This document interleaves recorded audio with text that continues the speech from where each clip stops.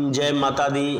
प्रिय मित्रों, आज के इस वीडियो में हम आप लोगों को भगवान के पूजन में जो आरती करते हैं उसके बारे में बताएंगे कि हम लोग को भगवान की आरती कैसे करनी चाहिए, कितनी बार करनी चाहिए, कहाँ से शुरू करनी चाहिए, ये सारी चीज़ें आप लोगों को हम बताएंगे।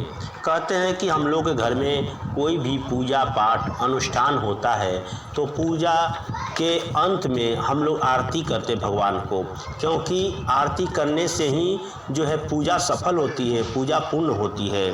तो आरती करनी ज़रूरी होती है। तो आप लोग वीडियो के अंत तक जुड़े रहिए।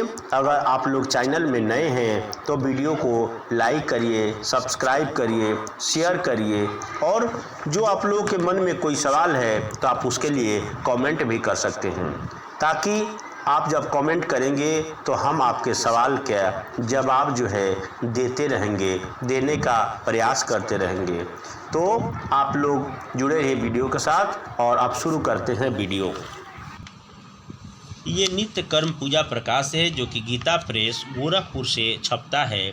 इस पुस्तक में पूजा पाठ के सारे नियम बताए गए हैं। इसी के माध्यम से हम आप लोगों को बता रहे हैं। तो देखिए,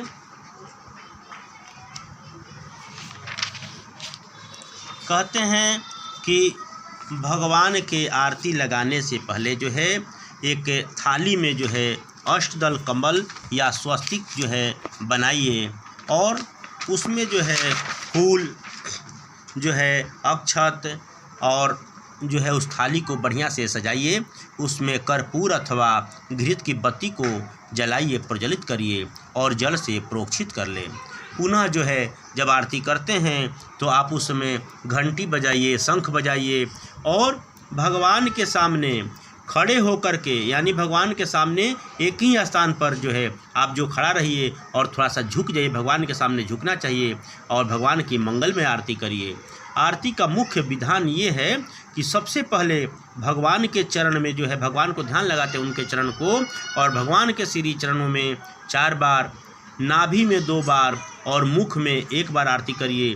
उसके बाद जो है पुनः जो है समस्त अंगों में भगवान के सारे अंगों को ध्यान करके 7 बार आरती लगाइए, यानी 7 और 7 जो है 14 बार जो है भगवान की आरती लगानी चाहिए।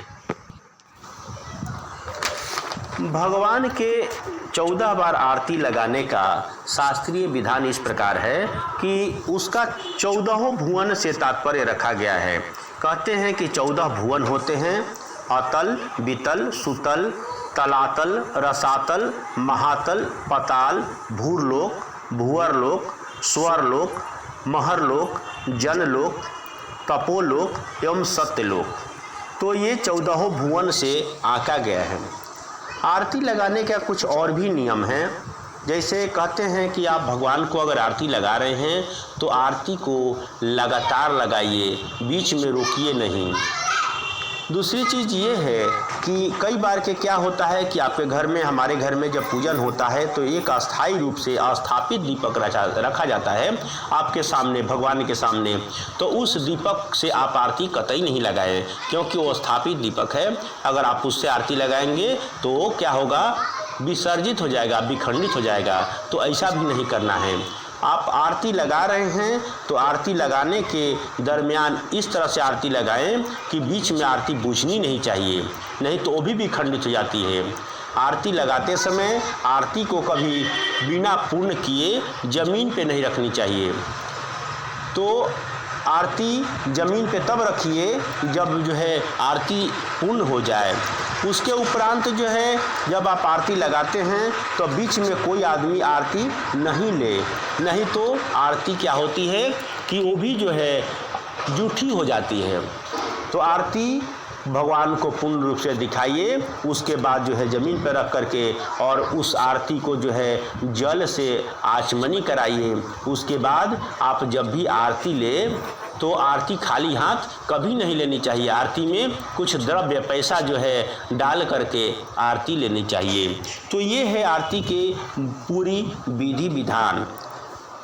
तो आज के वीडियो में इतना ही। आगे फिर मैं एक नए वीडियो के साथ आप लोगों के सामने उपस्थित होऊंगा। तब तक के लिए इतना ही। जय माता रानी।